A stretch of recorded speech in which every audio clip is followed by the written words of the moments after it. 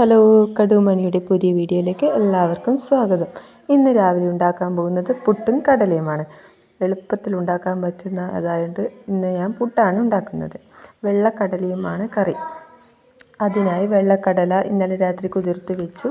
പിന്നെ അതിലേക്ക് ഉരുളക്കിഴങ്ങ്, ക്യാരറ്റ്, പച്ചമുളക് എല്ലാം മുറിച്ചിട്ടതിന് ശേഷം കുറച്ച് മുളക് പൊടി, കുറച്ച് മഞ്ഞൾപ്പൊടി, ആവശ്യത്തിന് ഉപ്പും ചേർത്ത് വെള്ളവും ഒഴിച്ച് നമ്മുടെ കുക്കറിൽ വേവാൻ വെച്ചു. ഇനി പുട്ടിനായുള്ള പരിപാടിയാണ്. 3-4 വിസിലാകുമ്പോഴേക്കും നമ്മുടെ കടല വേവും. അപ്പോഴേക്കും നമുക്ക് പുട്ട് തയ്യാറാക്കാം. അതിനായി ഉപ്പ് വെള്ളവും ചേർത്ത് പുട്ടുപൊടി നനച്ച് വെച്ചിട്ടുണ്ട്. പാക്കറ്റ് പൊടിയാണ് ഞാൻ പുട്ടിനായി എടുക്കുന്നത്. അതിനിടെ യാതു വന്നിട്ട് ഓരോന്നും പറയുന്നുണ്ട്. രാവിലെ എണീച്ചാൽ രണ്ടാളും അടുക്കളയിൽ തന്നെയായിരിക്കും. ഓരോന്ന് പറഞ്ഞിങ്ങനെ ഇരിക്കും. പുട്ടിനുള്ള തേങ്ങ അവനാണ് ഇടിച്ച് തന്നത്. അത് അവൻ പെട്ടെന്ന് ചെയ്തു തരും. അതുകൊണ്ട് ആ പണി എനിക്കില്ല. അങ്ങനെ കുക്കറിൽ കടല വേവുന്നുണ്ട്. നമ്മുടെ പുട്ടുപൊടി നനച്ച് വെച്ചിട്ടുണ്ട്. അതിനിടെ തേങ്ങ ചിരകി ഞാൻ അടുപ്പത്ത് വെച്ചു പുട്ട്. ഇനി അടുത്തത് കറിക്കായിട്ടുള്ള ബാക്കി പരിപാടിയാണ്. വെളുത്തുള്ളി ഇഞ്ചി പേസ്റ്റ് ഞാൻ ഒരു എണ്ണയൊഴിച്ച് അതിലേക്ക് നന്നായി വാട്ടുകയാണ് ചെയ്യുന്നത്. നന്നായി അതിൻ്റെ പച്ചമണം മാറണം.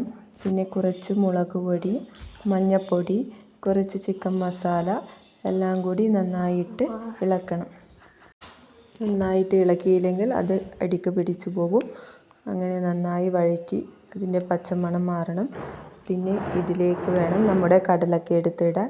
നല്ല ചിക്കൻ കറിയുടെ അതേ രുചി നമുക്ക് കടലക്കറി വെച്ചാൽ കിട്ടും. അപ്പോൾ ഞാൻ ഇതിലേക്ക് എല്ലാ പൊടികളും മസാലകളും ചേർത്തിട്ടുണ്ട്.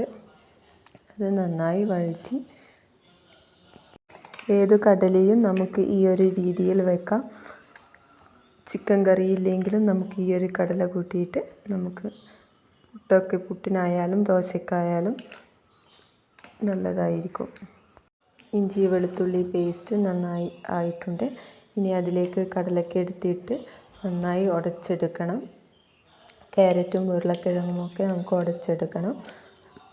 അപ്പോൾ മാത്രമേ നമുക്ക് ഇതിൻ്റെ ഒരു ടേസ്റ്റ് കിട്ടുകയുള്ളൂ.